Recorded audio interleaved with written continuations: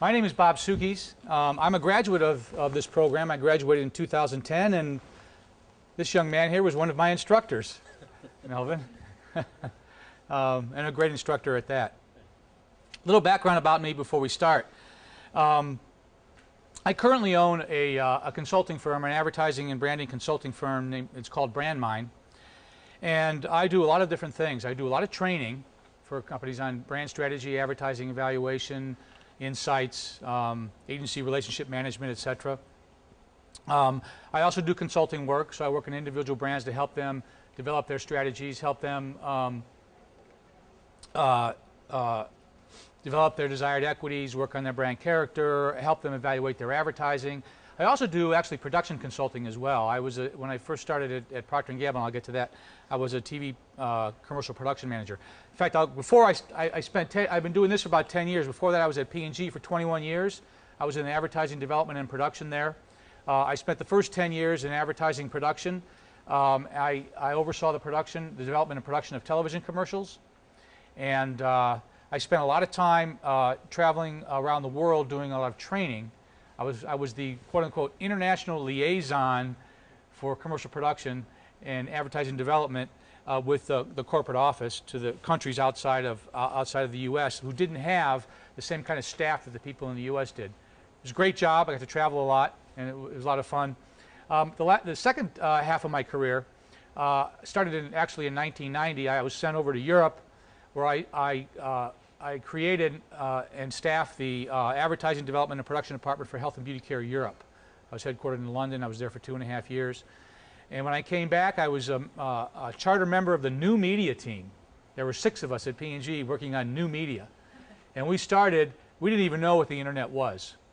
When we started, we thought interactive TV was going to be the big thing, and Time Warner was doing a test down in Orlando, and we had started creating interactive TV commercials before we even knew what the internet was.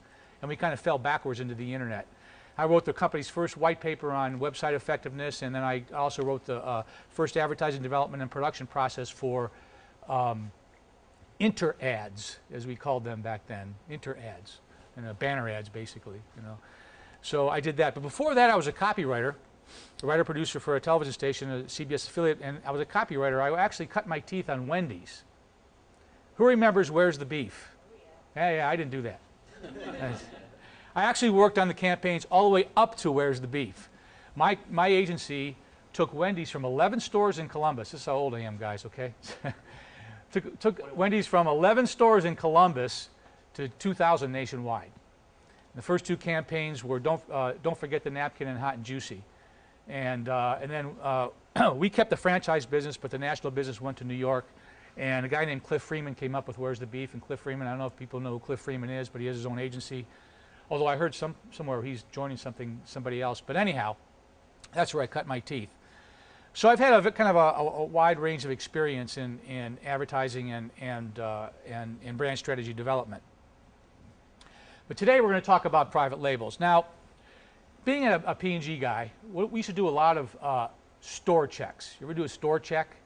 You know, we used to go in and walk into stores in a market, and just to see what the competitors were doing, see how our brands were featured in the aisles, and we also talked to consumers, and we would watch consumers, and we also were armed with a bunch of coupons. So we'd go into the bar soap aisle, and we'd see someone buying Dial, and we go, oh, why are you buying Dial? You know, here's a coupon for a free bar Safeguard. What'd you think about buying that? We would talk to them about that, but kind of understand where their mindset was and what they were doing. So as a result of that, when I go into the grocery store, I'm an observer. I look around at people. I look around because I've been doing it all my life in business. So when I go to the grocery store, I watch people. And I was in the pharmacy section of Kroger's, and I'm watching this woman. She's at the pain reliever category. Now, if you've ever been in the pain reliever category, it's huge. There has to be like 200 SKUs in there, right? With all, and with the same benefit, basically, it gets rid of your pain. The product gets rid of your pain. But anyhow, she's up there and she's looking at Tylenol. And then there's generic acetaminophen, or private label Kroger brand acetaminophen, right? And she picks up the Tylenol bottle. She looks at it. She's looking at the ingredients. She picks up the acetaminophen, She looks at the ingredients, and she looks at the tube, and she puts a Tylenol in her basket. Okay, so I walked over, and I'm kind of curious. Tylenol was 100 count Tylenol was $8, $8.29, and the Kroger brand acetaminophen, like $4.79, like almost half the price. Yet she chose Tylenol. And why did she do that? Because it's acetaminophen. That's all it is. You know, it's a parity brand. It's a commodity brand. But she was willing to pay twice the price for Tylenol versus acetaminophen. Why? Then I'm in the cereal aisle, and I'm looking at Honey Nut Cheerios. All right, Honey Nut Cheerios, and then there's the Kroger brand of toasted honey O's or something, whatever, right? It's the Kroger brand. And I'm looking at a woman, she's looking at them, and she picks them up. She looks at the ingredients. She picks the Kroger brand. And I go over and look at the price. Kroger brand is $1.89, and Honey Nut Cheerios is like $4.29, right? So she picks the Kroger brand. So why does that happen, right? So, you know, I'm trying to understand what's going on with these private label brands. About 10 years ago, Procter & Gamble asked me to come in, right after I left, with another consulting group and talk about the retailer, you know, for marketing managers, trying to understand the retailers, because retailers are becoming very strong. And we did this big thing about retailers with a company called the Partnering Group, who they partner manufacturers and retailers together, and they're the kind of the creators of category management. You know, they're the de facto creators of category management and experts.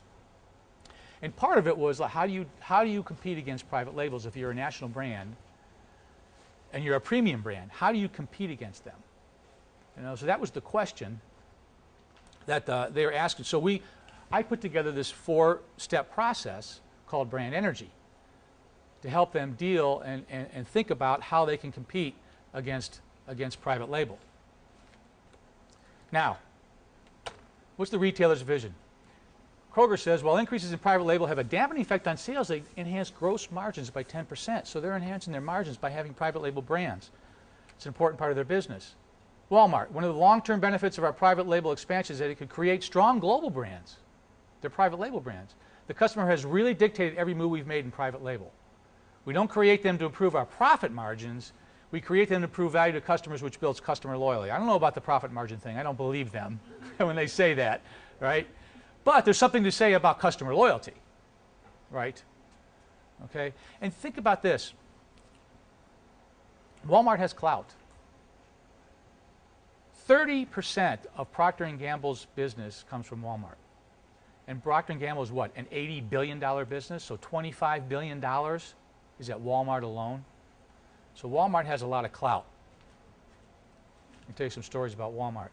Private label growth meant that Walmart was listening to consumers for a void. So Walmart was listening to consumers, and they think that private label brands do that. There are really 4 kinds of classifications of private label manufacturers or store brands, manufacturers of store brands. Large national brand manufacturers that utilize their expertise and excess plant capacity to supply store brands. Batteries are basically made by Duracell and Energizer. So if you buy the private label batteries, you're getting batteries from either Energizer or Duracell. Right? Small quality manufacturers that specialize in particular product lines and concentrate on producing store brands only exclusively. I have a friend who does that in Cincinnati. He has a company, J&M Marketing is the name of it, and his company specializes in small. He does like generic or private label Oreos, cream sandwiches, and he says to me, you know, they're not as good as Oreos, you know, not that great. And actually, he was trying to improve his product. He was going to another place to improve his product, but he deals specifically in brands for the stores. There are major retailers and wholesalers that own their own manufacturing facilities. So some of the retailers own their own manufacturing facilities, and they're making their own products. So they have control over that. And there are also regional brand manufacturers that produce private label products for specific markets. Okay. So, brands versus private labels. Who's winning? 71% of consumers think of private labels as brands. Okay?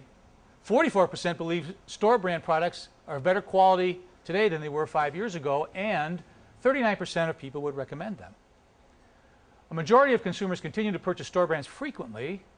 More than half buy the supermarket or grocery store brands frequently when they do the main household shopping. Response has exceeded 50% over the past few years. I just read something. I belong to this LinkedIn group called CPG Brand and Marketing People, right? And there was an article the other day that came through on the CPG LinkedIn group. 54% of the products sold in UK supermarkets now are private label. 54%. Now, private label is very, very big over in Europe. Very big. Not as much as it is here, but 54%. That's a lot. About 18% of Walmart's grocery revenue comes from its in-house. 18% of Walmart. How big is Walmart? How many billions is Walmart? 280 billion? Yeah, so we're talking about, you know, $40 billion worth of private. Great Value, Market Side, Sam's Food Choice. Now, think about this. Great Value, Market Side, Sam's Choice. What are those? Brands, the brand names, right? Costco gets 21% of its revenue from its Kirkland brand, and that's up 15% from 5 years ago. Today, from that same LinkedIn group, I got another article, just today. And the name of it is, Private Brands Are the New Normal. Okay? So it says here, the latest data shows more types of private brand being purchased as significantly more shoppers claim to have bought more private brands than they did in 2010. 38% versus 32%. It says here, overall, the largest gains seen for private brand penetration were for soft drinks now, okay, salty snacks, frozen meals, vitamins and medicines, which surprises me, and cookies. It says, importantly, shoppers report feeling good about buying private brand products. Over half, 51%, say they feel smart or savvy when they buy private label products, and very few, only 11%, say they feel self-conscious. With almost none, 3% saying they feel embarrassed when doing so. It says here, now it says here, however, within typical channels, there are some categories for which shoppers are resistant to buying private label, as roughly 1/3 stated they would not buy private label versions for each of the following: personal products, vitamins and medicines, and frozen meats. All right. It would seem these types of products represent a bit more risk if the quality is subpar in standard venues such as grocery and mass. Okay. Okay, here we go.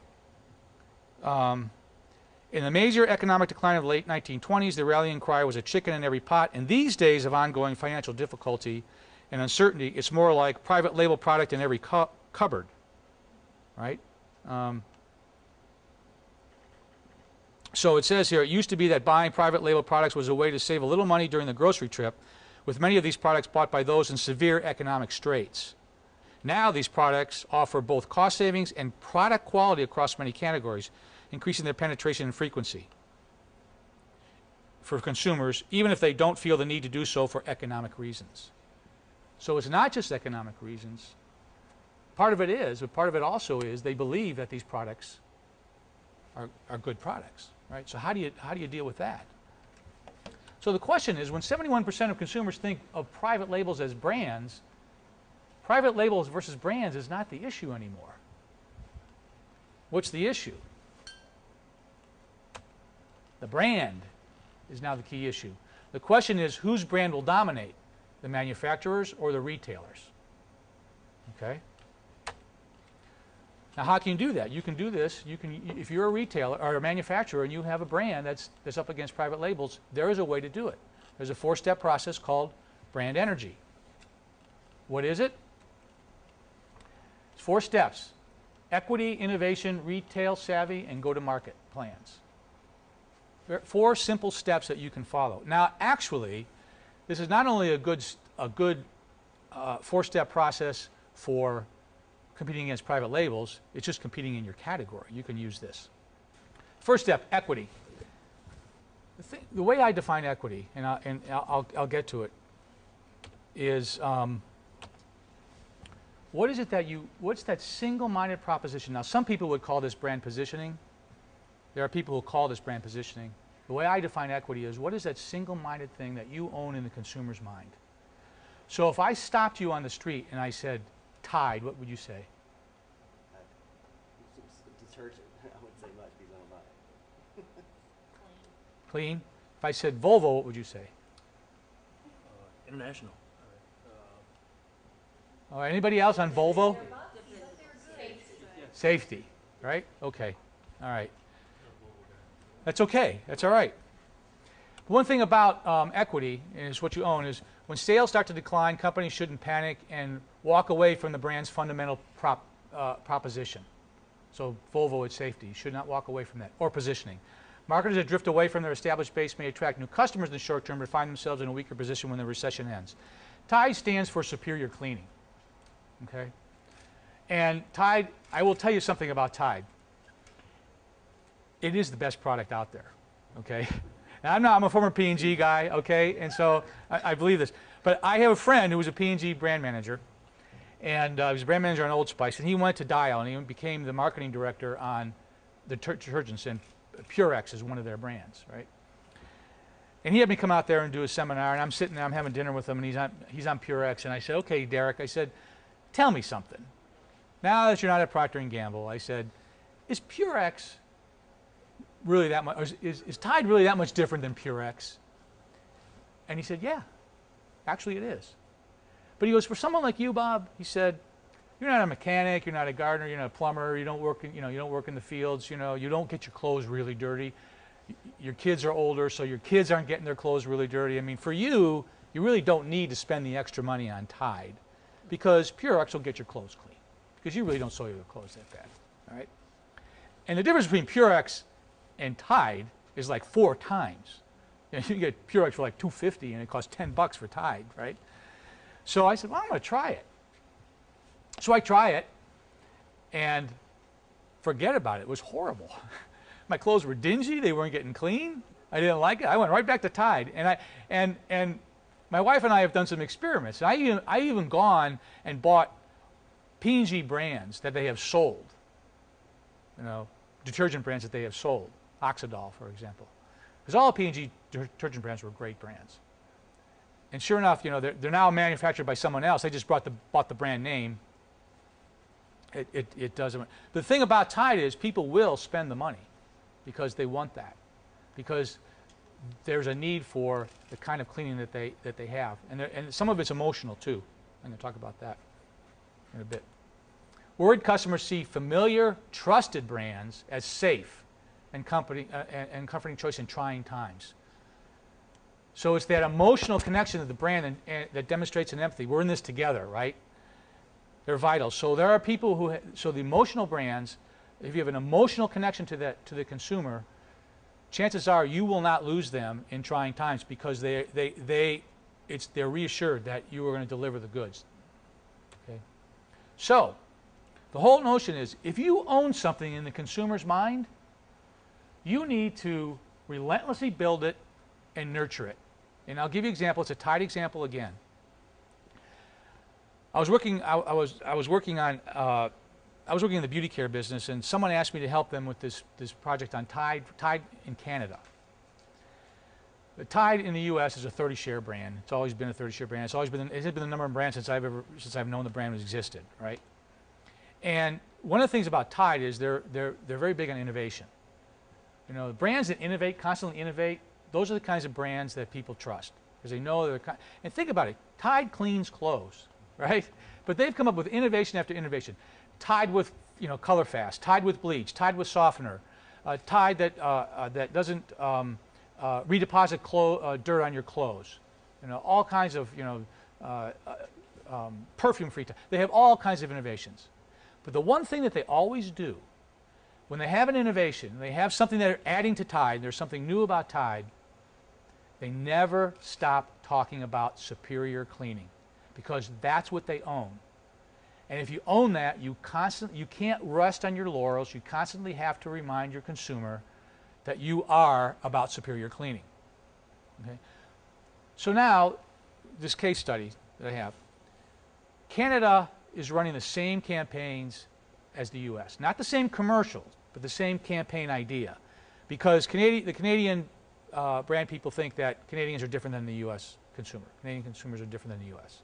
They'll tell us that all the time. I think they are a little bit. But anyhow, they would take the U.S. campaign idea and produce their own TV commercial. And whenever they had innovation, they would talk about the innovation. They would talk about, you know, Tide with Febreze. They would talk about the whole. They forgot to talk about superior cleaning. What happened was, while the Tide in the U.S. had a steady, you know, steady 30 share and some, you know, would kind of slow over 10 years, Tide Canada went like this. And the number 2 brand became the number 1 brand, and they ended up owning superior cleaning over Tide. And the reason why is because they forgot to nurture it. They forgot to talk about it. Okay? Volvo owns safety. Nike owns authentic athleticism. Disney owns wholesome family entertainment, and ESPN is the fun sports authority. Okay? This is what they own in the consumer's mind. So if you own it, you have to build it and nurture it. If you're into athleticism or into athletics, Nike's your brand, if you're truly into it. Nike's my brand. I'm a golfer. I played in an amateur tour, and I'm a Nike guy. I play Nike balls. I have Nike spikes. I have Nike irons. Don't have a Nike putter. but I'm a Nike guy. My bag's Nike. I believe in that brand. I believe in that brand. I believe that they produce superior products for their athletes. Crying out loud, Tiger Woods uses Nike, right? Some other great golfers use Nike. So the question is, I talked about earlier, why Tylenol versus the private label brand? Anybody have a Because of how they handled the tampering crisis and their innovations with the sealing. Okay, and what does that say to you? It says that they're serious about protecting the customer. They care. Okay, anybody else? What? Well, when Tylenol had that mess years ago, their crisis management was, they did everything right. Right. And that reputation in anyone that's, any consumer that was around back then, that cemented, the way they handled that cemented that in the What did that mean? How did you feel about the brand after that? Much Pardon me? better than Trust. It was the absolute opposite of the Exxon Valdez. Right. Thing. I mean, it's absolute Yeah. polar opposite. By the way they handled that they maintained their equity of trust. And they had an equity of trust at the time because Tylenol was, their selling line was the brand of pain reliever doctors recommend most. Okay? So there was that trust in there. You know, I trust Tylenol because doctors recommend it. And then through their crisis management and what they've done is said, you know what? They took everything off the shelf, right? And they put new tamper seal proofs on their bottle, or tops on their bottle. And their CEO addressed it. exactly. So that's a brand I can trust. So I'm going to put some medicine in my body. I'm going to, you know what? I'm emotionally connected to this brand. That's their equity. In a February 2010 Adweek article, Tylenol is listed as the 6th highest brand to trust. Not pain reliever brand, the 6th highest brand to trust. Recommendation on the score sheet from Brands, a global study of consumer brand equity. How Tylenol views itself. This comes from their website. Okay? We are mothers, sisters, husbands, daughters, sons, grandchildren. We are listeners, coaches, and friends. We are who you can trust. That's their brand. So that's the value proposition I'm talking about. People are saying, you know what? I am willing to pay for that. That is a value to me. So I'm not going to pay $4 for acetaminophen. I'm going to pay $8 for that trust, that emotional bond that I have with the consumer. The point I'm trying to make is, do you have something like that? Equity implies ownership, the way I define it. Okay? If you own a differentiating equity and are relentless in building and nurturing it competitively, compellingly, convincingly, and constantly, you will always own it. So the question you have to ask yourself is, what, as a brand, what do you own in the consumer's mind? You might own nothing.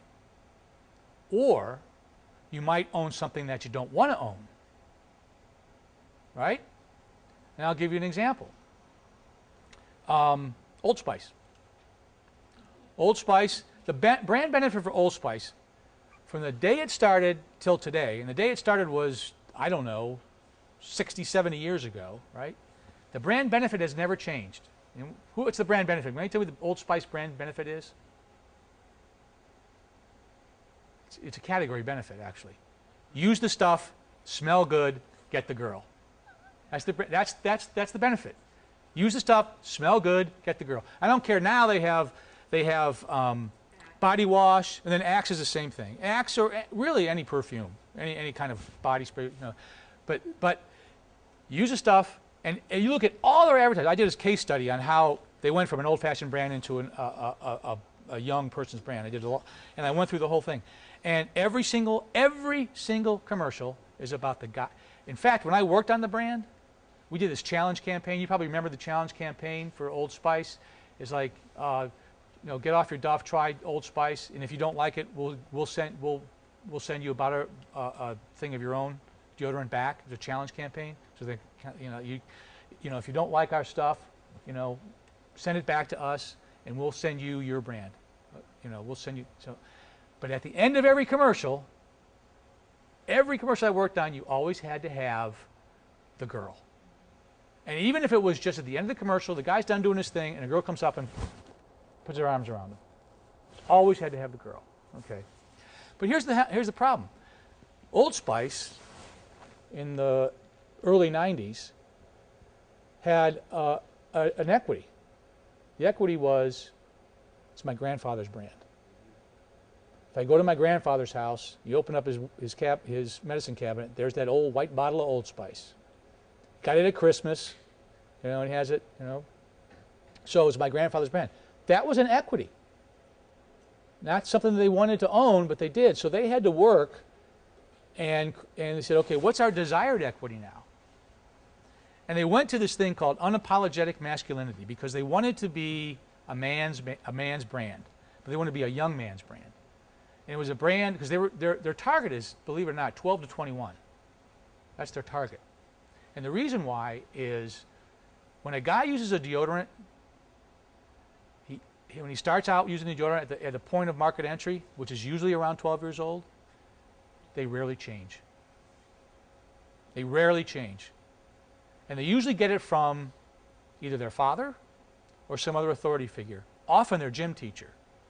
So what Old Spice did was they did a huge product sampling with almost every gym teacher in the United States.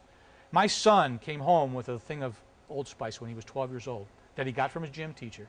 And my son's 24 now, and he still uses Old Spice.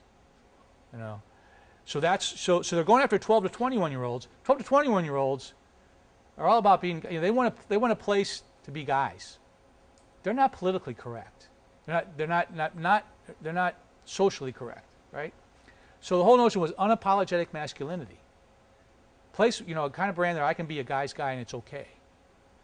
And so they got it they did it, and they didn't do it overnight. They did it very gradually. And I have a whole case study on it. So they created a desired equity. So if you don't own something with your consumer, you might want to put together what you think the equity is. I worked on Pantene, and we thought we had an equity in shiny hair. The brand benefit on Pantene was transforms your unhealthy hair into healthy hair. Okay? And the manifestation of that was shiny hair. So we thought, and the reason why is because we had these Pro V vitamins, B vitamins, that penetrated your hair from root to tip, and it made your hair shiny, made your hair healthy and ultimately shiny. So we thought our equity was shiny hair. We were wrong. Our equity was Pro vitamins. It was the reason to believe that was our equity, and that's okay. Once we knew that, that's something we owned, and no one else could own it. So that's where we went. So the question for you is, when you're looking at this, if I'm going against a private label brand, What do I own in the consumer's mind? If I don't own anything, I should I should put a stake in the ground and say, this is what I'm going to do. Okay, the other thing is, okay, now you own this, or you want to own something, what do you do? What do you do with it? And the second part of it, energy, the second step is innovate. But innovate through insights. Now, when we talk about innovation in products, we typically think about new product innovation, new benefits, new product forms. I'm not necessarily saying that that's what you should do. Although if you have that in the pipeline, that certainly will help you. You know, to come up with Tylenol arthritis pain formula. Now, what is Tylenol arthritis pain formula? It's acetaminophen that you use for arthritis, right? I mean, it's a product innovation, okay? Now, what I'm saying is, if you don't have a product innovation, if you don't have a product pipeline, and when you're coming down a new product pipeline or new product innovation pipeline, where your stuff is coming that you can use and leverage, how do you innovate? There's other ways to innovate, and I call it innovating through insights. You constantly create news, go beyond your product, create new reasons to buy your product, find new insights to leverage, and be the first, not necessarily the best. And I'll talk about that later in a case study. But you can own something if you're the one that just does it first. And I'll give you an example right now. Folgers.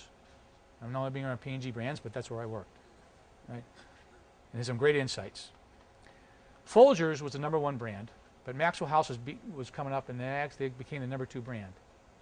And Folgers insight, this is now back in the 80s, was your self-worth as a wife was dictated by the quality of your cup of coffee. That's what it was. True. And there was a woman named Mrs. Olson, this housewife's helper who always saved the day because the woman was failing. Her husband was upset with her cup of coffee, and Mrs. Olson would come in and she'd say, well, you know, you need to use mountain grown. Well, you need to use Folgers, because Folgers is mountain grown. It's the richest kind of coffee.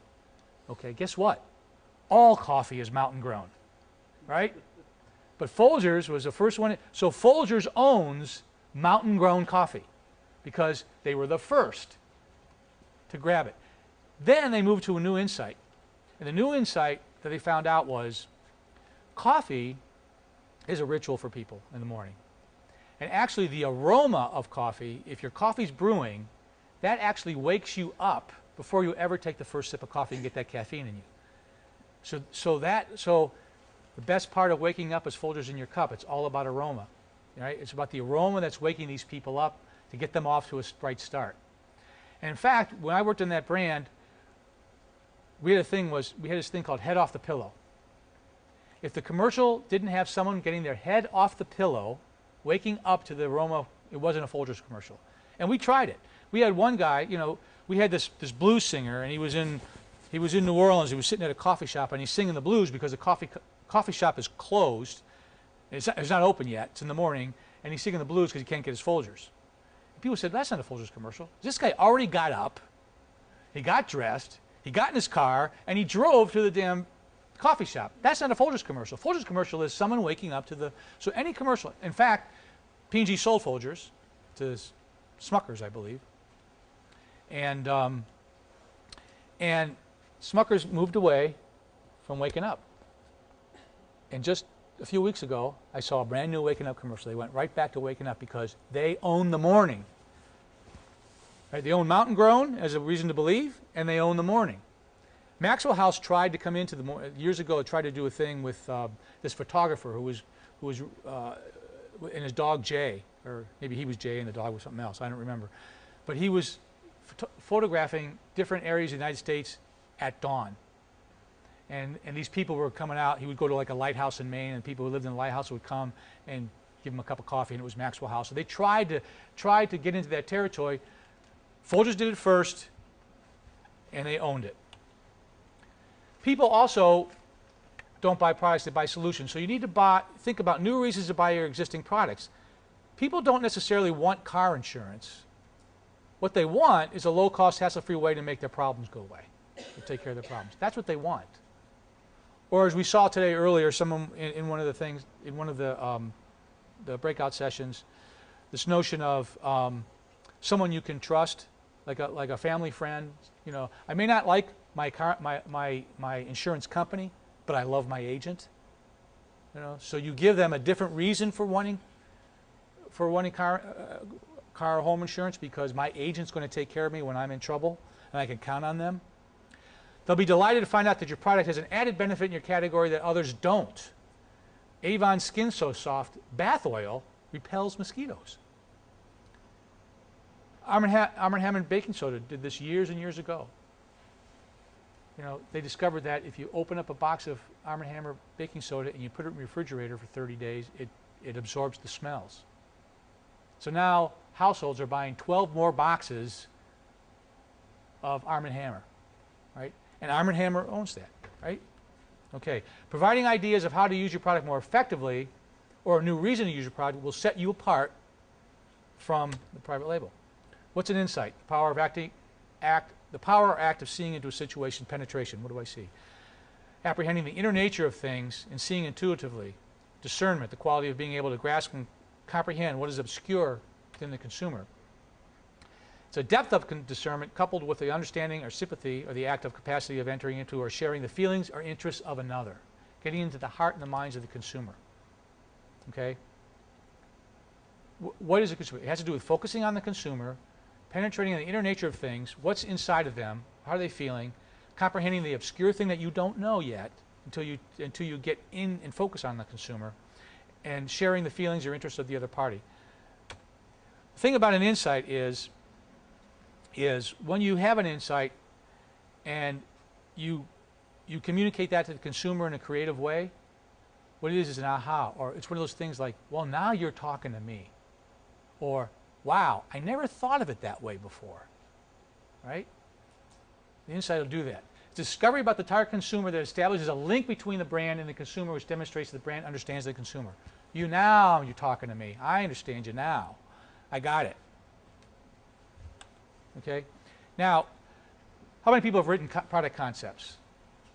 You know, in product concept, you have an accepted consumer belief, then you have a benefit, then you have a reason to believe, then you have some product information, right? Okay?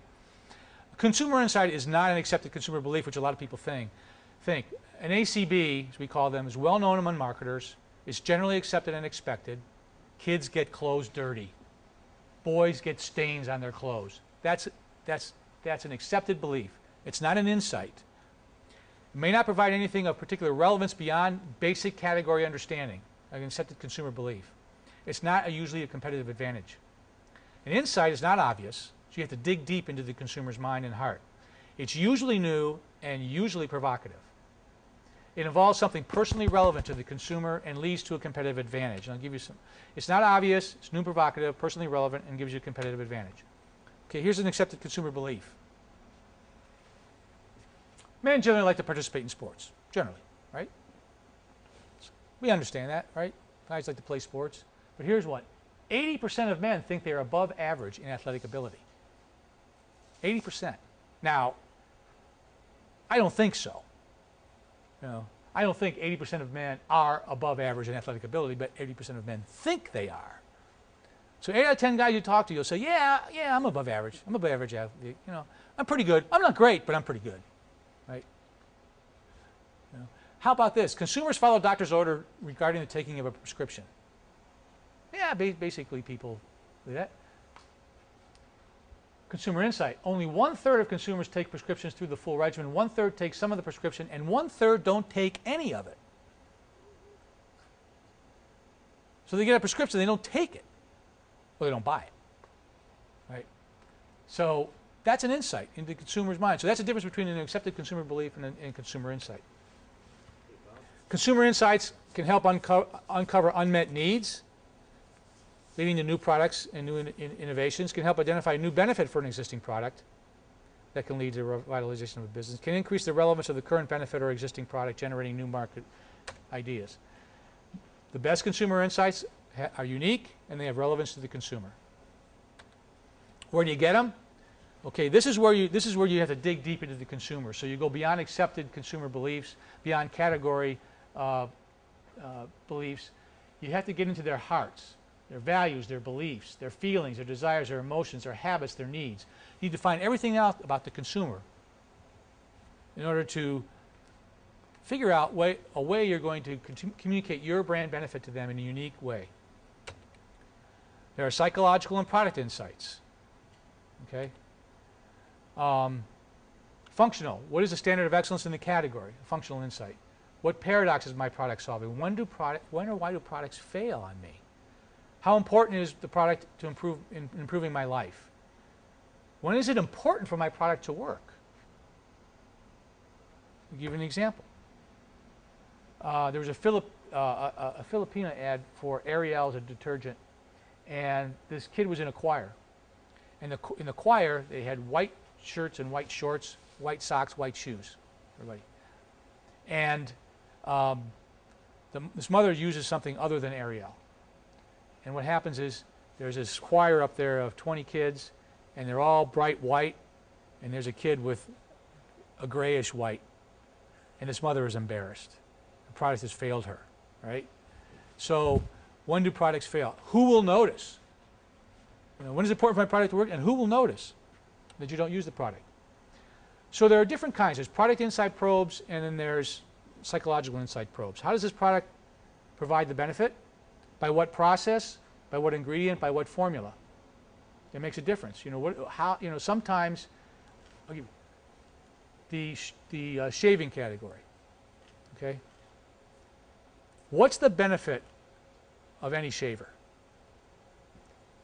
Either an electric shaver or just a blades. What's the benefit? What's that?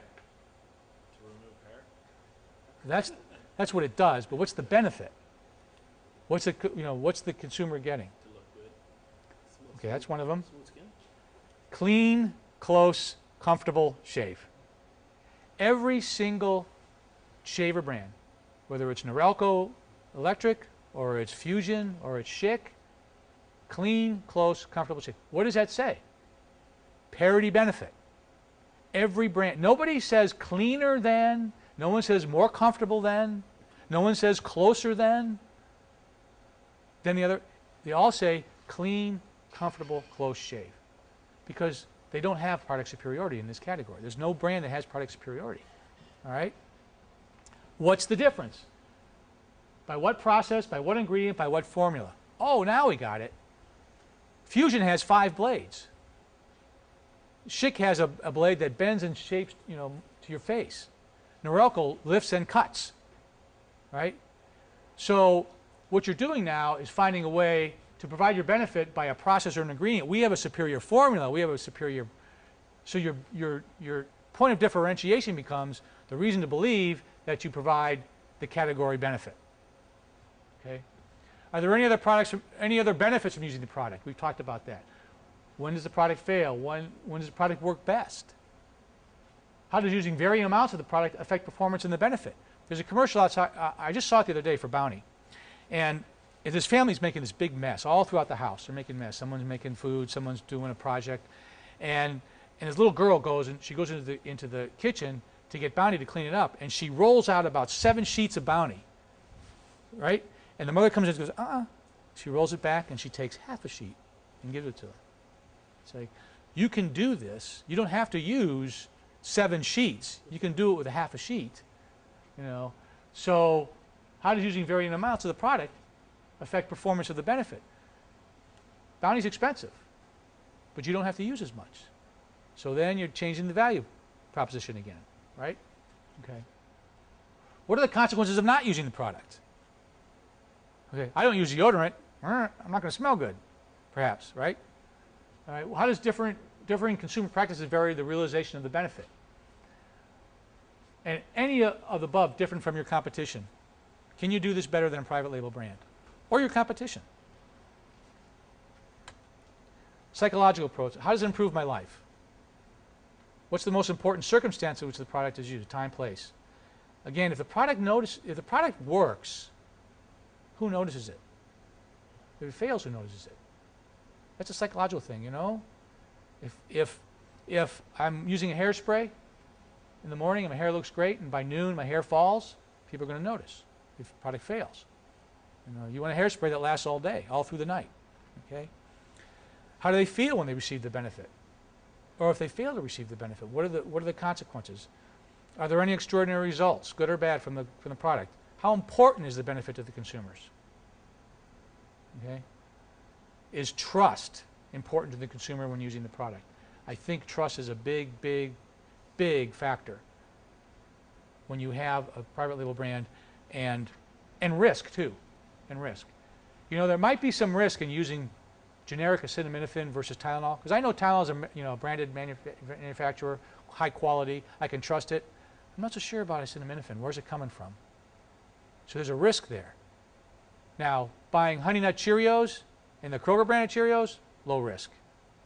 So what's the risk involved? Here's I wanted to get, I show you this example here because it's a shopper insight and a consumer insight. And it's Black & Decker, okay? Black & Decker discovered when they did some consumer research that 70% of the purchases of their tools, their power tools, are purchased by women for use by women. So they're little sanders, little saws, drills and things like that. Not the big tool, but so 70% are purchased by women for use by women. They're not purchasing them for their husband. Some of them are, but most of them are purchasing them for themselves to use around household projects, right? So here's the problem. They go into Lowe's, they go into Home Depot, and where do they find those products? In the tool crib. In the tool cribs, all these guys, these construction guys, these contractors are in there. They're Tim the Tool Man, and they're all talking tools. And the women are intimidated to go in there because they don't know, they don't want to be in there with all those guys who are talking tools because they don't know what they're talking about sometimes. They just want a simple drill or a simple saw, and they're intimidated by going in there. So as a result, they're not buying the stuff at Lowe's or Home Depot. So what they ended up doing was they put together this thing called the Project Place, these displays, and in it, one of them has a video. It showed women doing projects with their product, and brochures as well. You can't see this well, but there's a lot of pictures of women doing projects, right? And they took it out of the tool crib. And where did they put it? At Lowe's, they put it in the front of the store. And in Home Depot, they put it in the highest traffic area for women. And what is that? Anybody? Yes. Highest traffic area in Home Depot for women. Paint and wallpaper. Yep, so they put it there. Increased their sales by 30%. So what is that? That's a shopper insight and a consumer insight. One, wow, we found out that women are using these products, and they're using them around their house and they want to use them. And buying them for themselves. Shopper insight is the location of where this stuff is intimidates the consumer. So they got deep inside the consumer and tried to understand what was going on, and they came up with this solution. Now this is not an example exclusively for private label brands. It's just an example of a great insight, getting inside the consumer, what's going on inside the consumer, and then taking some action to, I'm going to, ooh. Okay, we have to run through this. Okay, retail savvy. Understand everything about your customers, know their equities, understand why they do what they do, learn how their own labels, how do they manage their category. Retailers are diverse. Advertising needs to reflect that diversity. I'm a Target woman. This happened to me. I was at P&G. There was a group of women standing outside my door, marketing managers and above, women who have a lot of money to spend, and this woman stands up and says, I'm a Target woman. I shop at Target. She identified with that brand. So you have to know that. Retail savvy. Understand your retailer. What is it that they do? They are a brand. How can you use your equity to drive their equity? Walmart is about the thrill of the hunt, saving money, everyday low prices. Target is the cool, hip, fun place to shop. Walgreens is your trusted pharmacy who's always there for you. And I have examples of the commercials in there, but I'm not talking. So understand your retailer. Understand how they work in their categories, how they manage their categories, and how can you help them build that category. Okay? They want you to build their category, not your brand. So how can you go in there and help them build the category? Understand, because Walmart markets differently than Target. You know, what you do in Target is going to help them be the cool, hip place to shop. What you do in Walmart is going to be a value proposition. You know, how are you going to help them deliver everyday low prices? Okay, selling your product in gallon jugs versus, you know, 48-ounce jugs or whatever. So you do that. So that's the retail savvy part. So understand your retailer. The last one is go-to-market plans. Okay, so you understand what your equity is or what your desired equity is. You have some kind of innovation that you've come up with, whether it's an insight or it's a product innovation or it's a new way to look at your product. You understand how that fits into your retailer. Now you take all that together and put together a plan. And you go to the retailer and say, here's what we're going to do. You know, we're going to, we have this innovation. This is the advertising we're going to run. Okay? And we're going to run a lot of media on this. And we're going to deliver, and we're going to help you build this category. Okay? Not your brand, not our brand, this category. This initiative will help you. Halls did this with Walmart. Walmart went to Halls and said, we will give you, you'll be the exclusive national brand, but you have to package our private label brand. And Halls said, nope, we don't want to, we're not going to be a private label brand packager. We don't do that. But let me tell you what we're going to do. Over the next 5 years, we have this pipeline of initiatives coming up, and this is the advertising we're going to do, and these are the promotion we're going to do, and all that. And by letting us compete against the competition, we will build this category, because then the competition will come in response to our initiatives. But we're going to build this category, but we're not going to provide you with thank you for the offer. And they convinced Walmart not to do that, okay, which is a pretty amazing thing. They just stood up to Walmart and did that. But they knew what Walmart was doing, but they had a go-to-market plan. Here's where we're going. Here are the innovations. Here's the promotion, the advertising, the media that we're going to run. Here's how we're going to do it, and we're going to go forward with it. They sold it to the So go to the retailer, go-to-market plans with plans that'll help them build their business. They don't want to hear about your brand. They want to hear about your business. Okay. I have a case study I can't show you. I have a really great case study. It was Olivio. It was a brand in Europe, and it was an olive oil brand. It was an olive oil spread, right? And they created the category. They came in and created this category, olive oil. But they were in a company that had lots of other oil, or lots of other spreads that had polyunsaturated fats. So they really didn't want to go into a heart health benefit. They just wanted to say we have olive oil, and let olive oil speak for itself. They did a test market, and two of the national retailers launched nationally with a private label brand that was based on what they were doing in a test market. Just olive oil spread. And it was a parody brand. And what happened was when they came with a modest ad spend, they came in, they didn't do very well in the marketplace, and they were actually losing a lot of their share to private label.